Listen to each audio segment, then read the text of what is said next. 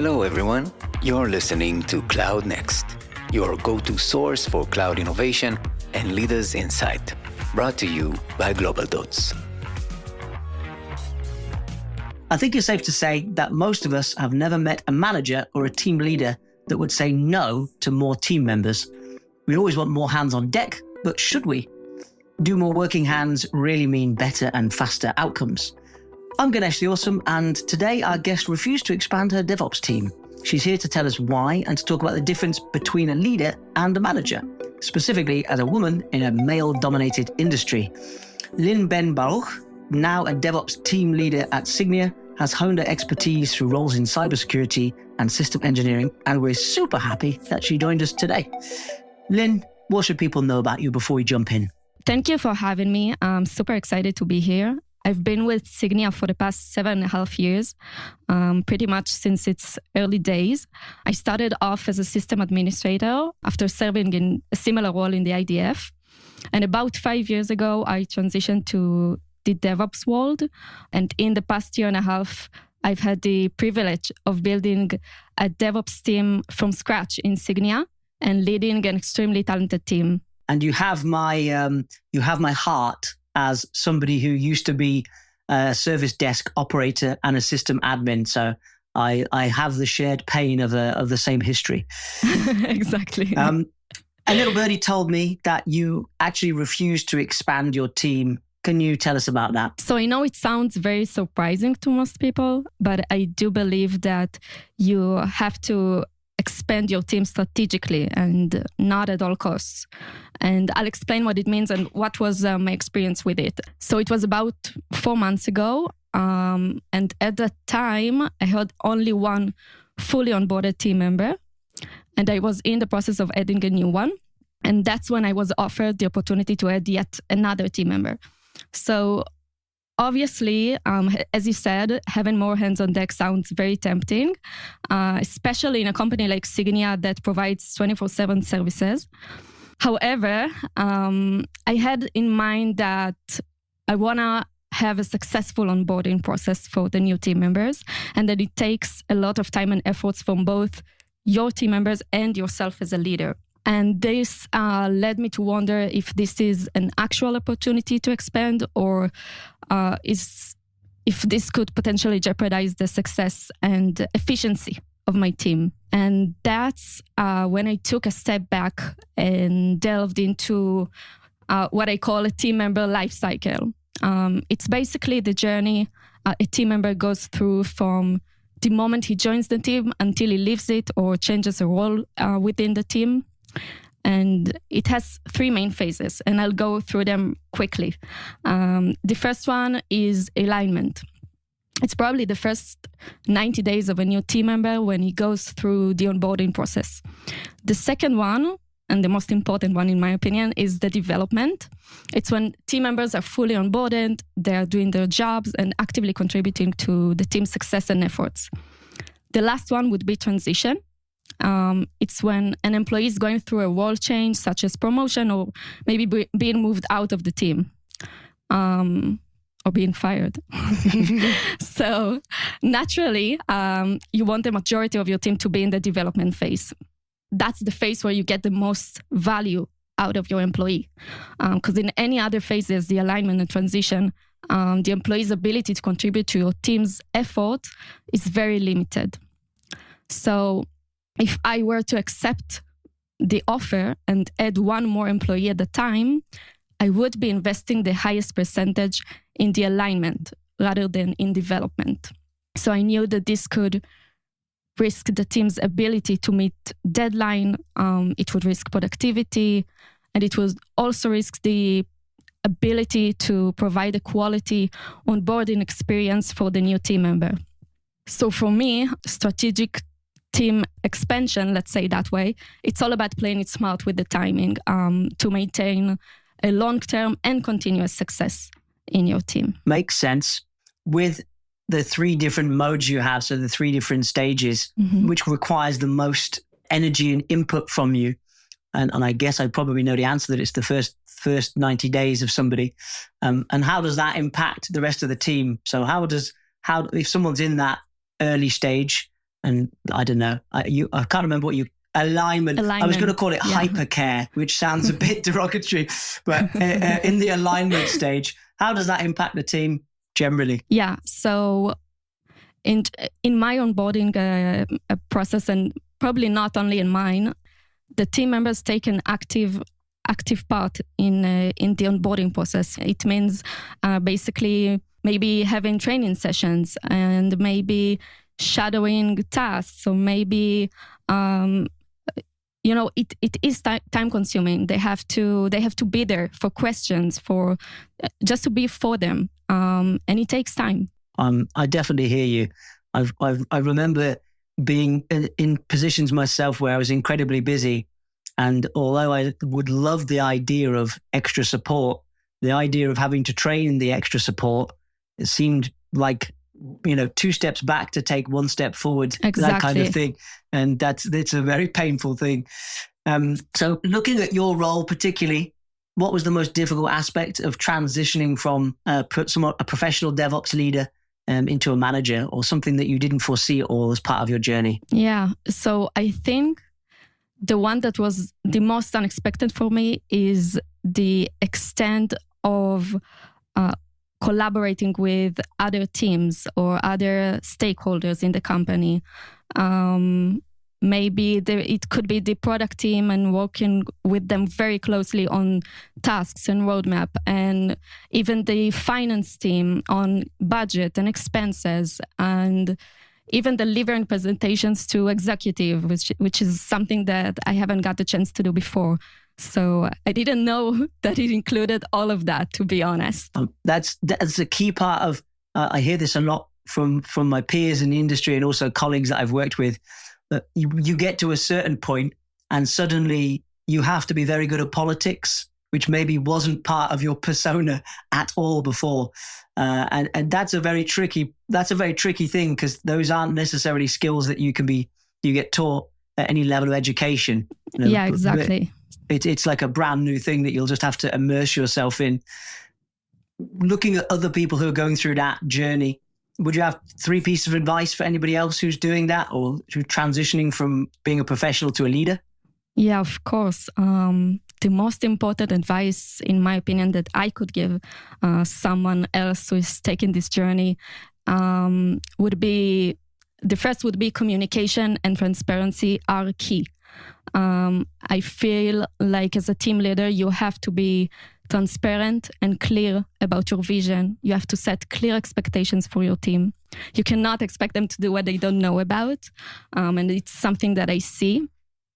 And you have to remember that this is also a two-way street. You have to also be good at listening to your team's ideas and feedback. And the second one would be to embrace your team's mistakes. I think it's only human to make mistakes. We all make them. So you have to remember that you can guide them, but you cannot control everything and everyone. And also you can look at the mistakes as a chance for your team to learn and grow, and as an opportunity for you as a leader to offer this guidance so they can improve. The last one would be to continuously improve. Don't be afraid to acknowledge where things aren't going as planned. If a process isn't creating the expected results, adjust it until it does. I like that a lot. And yeah, I've talked about fail culture quite a bit. But generally speaking, it should be celebrated that you've tried something, anything, even if the outcome is not necessarily what you wanted, because every failure is a closer step to actually having success in where you want to be. Yeah. And having teammates that are scared to fail means that everybody's scared to do anything. And that is also, I've worked in environments previously where people were, somebody had to be blamed. If something went wrong, somebody had to be the person. It was your fault. It was that person. And that was a cultural way that the companies were. And completely toxic, because it makes everyone scared to do anything. And then you don't do anything, which is even worse. It's better to fail. Yeah. I think you have to have a safe space for them to admit slip-ups. Completely agree. So let's go back to yourself for a moment. Can you tell us some of the biggest challenges that you've encountered? And that could be tech challenges or leadership challenges or both? Yeah. So actually, one of the biggest challenges that I faced involves both technology and leadership. And it was the replacement of our cloud cost management system. I had to lead this effort from start to end and hold multiple comprehensive proof of concepts with different companies that suggest the same solution or a similar solution. And I had to address the needs of different teams at the company, not just my own, of course. And it was for sure the R&D team and also the finance department and other management teams like client leaders or whoever is going to use this system. They had different requirements and I had to meet them all. So the challenge wasn't only about, achieving the technical integration, which is, in my opinion, the easier part. It was actually a strategic move to achieve specific objectives that we didn't have before, such as gaining accountability for cost increases from different teams and also allowing sales teams to accurate our pricing. It also involved leading presentations to executives and making critical recommendations and decisions, and of course holding training to all the users. I personally love that story because one of the main jobs that I do is FinOps or cloud cost optimization. Nice. So I completely know the landscape. And when you're dealing with accounts that are like $1 million a month and trying to claw together all the people who are responsible for that $1 million a month is a complete nightmare. And out of interest, one of the key problems that I found is actually getting anybody to take the recommendation. So you can say, hey, listen, you're spending $36,000 a month on, tool X. Give me 10 hours of time. We can migrate to tool Y. It drops, 10 times the amount. Mm-hmm. But then actually getting a large business like that to turn around and actually do the projects is where most of my stickiness comes in with working with these projects. And we would have been one of the people that you had to, when you said they're all doing the same thing and offering the same thing, we would have been one of those people who was doing that to you. So our apologies. But how do you cope with those challenges of when you're presenting findings and then convincing people that that's the journey? So I think this specifically wasn't an issue for me because I'm the one who's supposed to do these fixes or these migrations, and I'm happy to do it. The issue for me was, and still is sometimes, is the accountability around the different teams. At the start, I had to take full accountability and responsibility for the entire costs, and it was very hard for me. So what we had to do to gain the accountability between the teams, we had two requirements from our cost management system. The one was to have alerting to Slack channels because that's our main communication tool, and also have cost anomaly alerts to know about increases and changes at live. I mean, not just by searching it manually, but we wanted something to work for us. So what we did, we created several views, a view that is relevant for a specific team. And we configured the anomaly alert and the weekly statuses alerts to be sent to this channel. So when an alert comes in to the channel, the relevant team leader must write a message or something to acknowledge that he saw that and explain this increase. Mm-hmm. I like that. And accountability would seem to be the biggest problem with a lot of these large systems and enterprises. So very smart. It's one of our favorite questions on the show, and we like to ask it of everybody who comes and sits with us. If you had a time machine and you could go back in time, what was the biggest mistake you would undo or the piece of advice that you would give to yourself to avoid something? So looking back, I would advise myself to step into this leadership role with more preparation. I think it could have saved me a lot of time and effort. I think I would get more informed about it from the beginning, read about it, listen to podcasts, reach out to friends who have been down the same road and get their insights. Generally, I would be more curious about it from the start. And that's prior to getting the role. Is there something specific that you would say to yourself about a leadership mistake or a piece of leadership advice? I would say maybe do not underestimate the onboarding process. I had to do it twice. I would say invest in a good and quality onboarding process right from the first person that you join your team. I had to do it from the second one all over again, and it worked much better. This would also save me a lot of time and effort. Top tips. Thanks for that. Talking about myself again, which is always my favorite topic. I hated managing people so much that I swore I would never do it again. I had an example of one guy who was in my team, and if I didn't take him to the coffee shop every single day, which took 45 minutes every single day, he would completely disrupt the whole office. So part of my daily job was to go and do this coffee shop trip with one of my employees. Oh my God. How do you feel about this topic, and how do you manage difficult personas? So fortunately, I have the most lovely team, and I don't have... I mean, I wouldn't say I have difficult personas in my team, or else they wouldn't be in my team. But conflicts and challenges with my team members are natural, and with other people, of course. So what I do, I always ask myself when it happens, does this person have the potential for improvement?